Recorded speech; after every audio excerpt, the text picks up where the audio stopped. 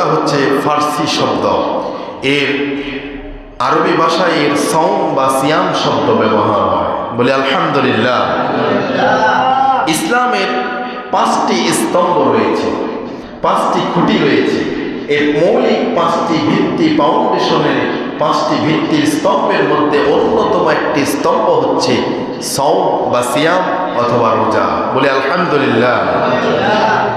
عن أبي عن عمر بن الخطاب رضي الله عنه قال قال رسول الله صلى الله عليه وسلم হযরত ওমর ফারুক রাদিয়াল্লাহু আনহু বলেন, তিনি বলেন আল্লাহর নবীজি বলেছেন, বুনিয়াল ইসলামু আলা খামস, ইসলামের মধ্যে বুনিয়াদ হচ্ছে 5টি, স্তম্ভ হচ্ছে 5টি, খুঁটি হচ্ছে 5টি।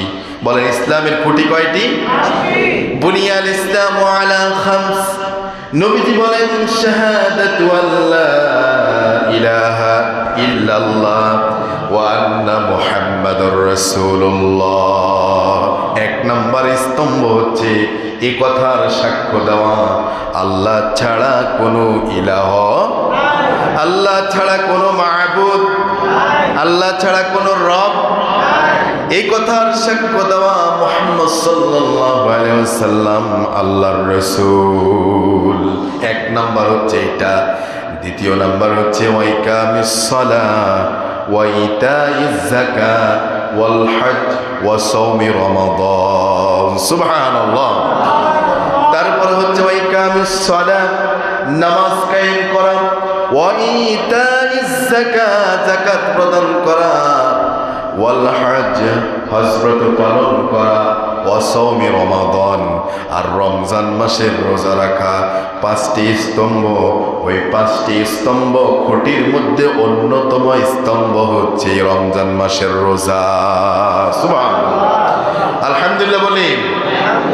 প্রিয় ভাইয়ারা, মূলত মুমিন জীবনে এই রোজাটা হচ্ছে, রমাদানের রোজাটা হচ্ছে গুরুত্ব হচ্ছে অপরিসীম। বলে আলহামদুলিল্লাহ। মহান আল্লাহ তাআলা প্রতিটি মানুষের মধ্যে 2টা স্বভাব বিদ্যমান রেখেছেন। বলেন কয়টা স্বভাব? সবাই বলেন কয়টা? একটা হচ্ছে ফেরেশতা সুলভ স্বভাব, আরেকটা হচ্ছে পশুত্বের স্বভাব।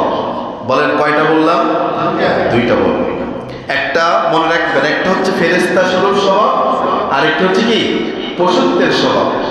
আমার প্রিয় ভাইয়েরা, এই যে মানুষের ভিতরে 2টা স্বভাব বিদ্যমান থাকার কারণে, বিরাজমান থাকার কারণে একজন মানুষের ভিতরে ভালো কাজ করার প্রতি যেমন আগ্রহ, উদ্দীপনা সৃষ্টি হয়, ওই লোকটাই আবার নাচ গানের আড্ডায় গেলে, কনসার্টে গেলে, সিনেমা হলে গেলে, ওই পাপাচারিতার সাথে কাছে কাছে গেলে এই লোকটা ওই পাপাচারিতা, ওই নাচ গান কনসার্ট দেখলেও তার ভিতরে আবার ওটার প্রতিও আগ্রহ উদ্দীপনা সৃষ্টি হয়, আকর্ষণ তৈরি করে।